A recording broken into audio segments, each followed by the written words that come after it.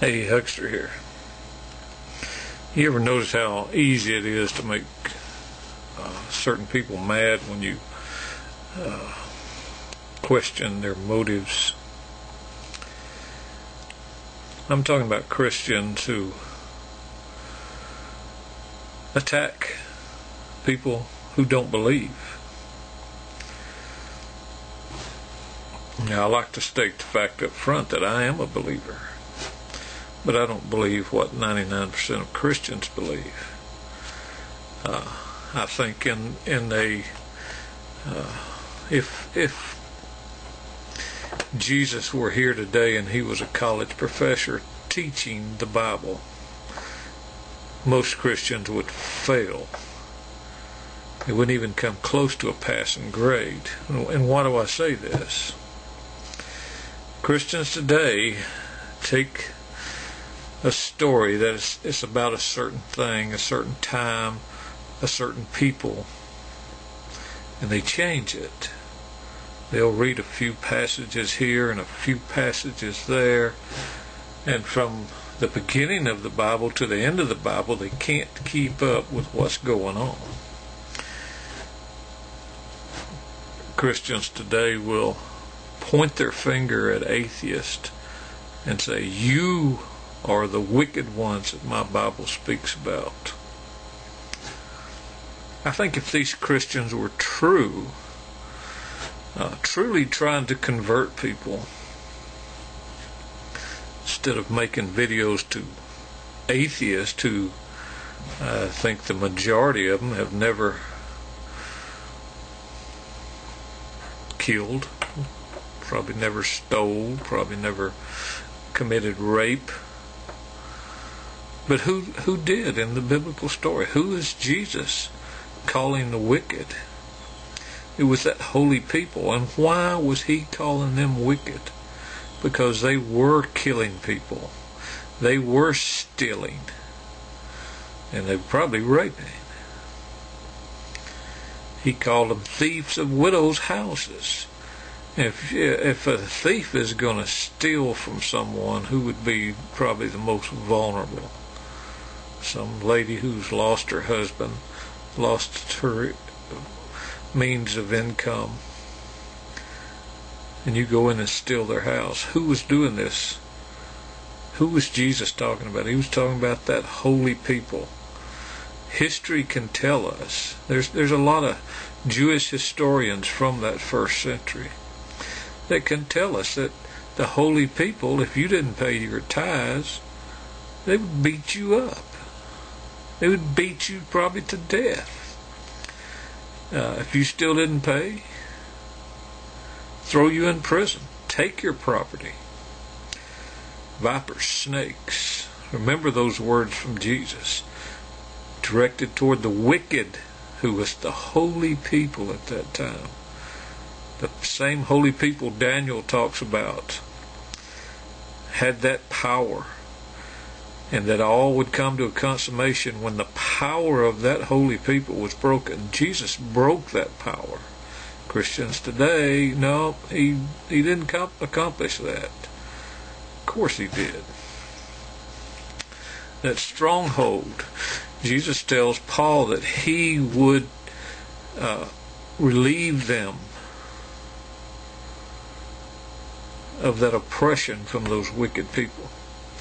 He didn't say, "I'm going to come in and save you from the unbelievers," which is what Christians are trying to do today. They want to attack murderers or thieves or rapists. They come after people who basically are innocent. And for generations, Christians have been teaching their form of Christianity and creating people that cannot believe in a God that would take somebody just for not believing and torture him for eternity. Christians teach that there are supernatural beings that influence people to be wicked. James tells us that a man sins when he's drawn away by his own lust. not some outside supernatural force. He's drawn away by his own lust. Jesus tells us that there's 13 things that come from a man's heart that causes him to sin, that defiles him. He doesn't bring up this supernatural. But Christians have this elaborate, hocus-pocus, spooky story of all this supernatural, this hell, this paganistic kind of thing, and when people come along, they're not going to believe that. And then Christians say they're condemned for not believing it. And they get angry if you bring up these points to them, if you show them the error of their ways. I've heard one say, why not just believe what it says? And then they go to some 16th or 17th century translation of a people coming through a period of time where they believed in witches and burnt people at the stake, said they were inhabited by devils and demons. And they write a translation of, and they change a lot of words. In the Old Testament it was grave, Sheol, never meant a place of punishment. In the New Testament it's Hades. They say, oh, well, look at rich man and Lazarus. This guy's in flames. That same word for flames is used for the coming of Jesus. The power of God. Many other powerful, holy symbols come from that same flame, that same word, flame. They use it as proof of an everlasting punishment, not a punishment on the wicked.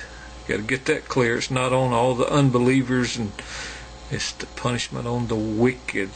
Why would an unbeliever who is innocent of any of this guilt that Jesus talks about, that Jerusalem was guilty of? He said they were guilty of shedding the blood of the prophets and the messengers sent by God.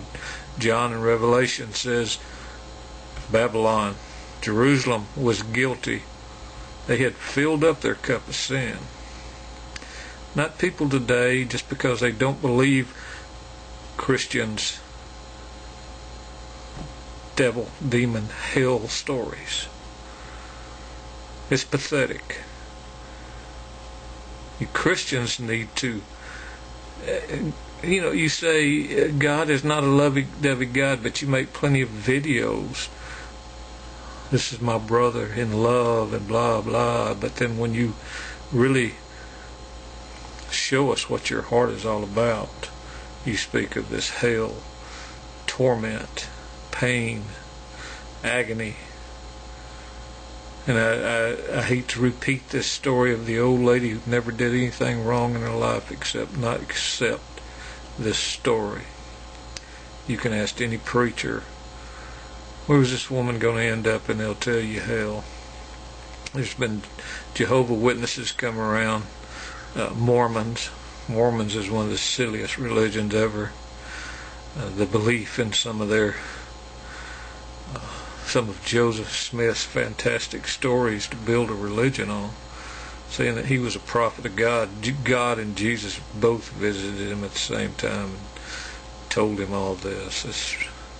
There's no evidence of these civilizations and money systems and horses and chariots and great empires that was supposedly built by these Mormons that came over. Christianity's sick. It needs a doctor. It needs that Savior, that healer. I hear so many Christians saying you're in need of a Savior, but they don't mention the fact that they're in need of a healer.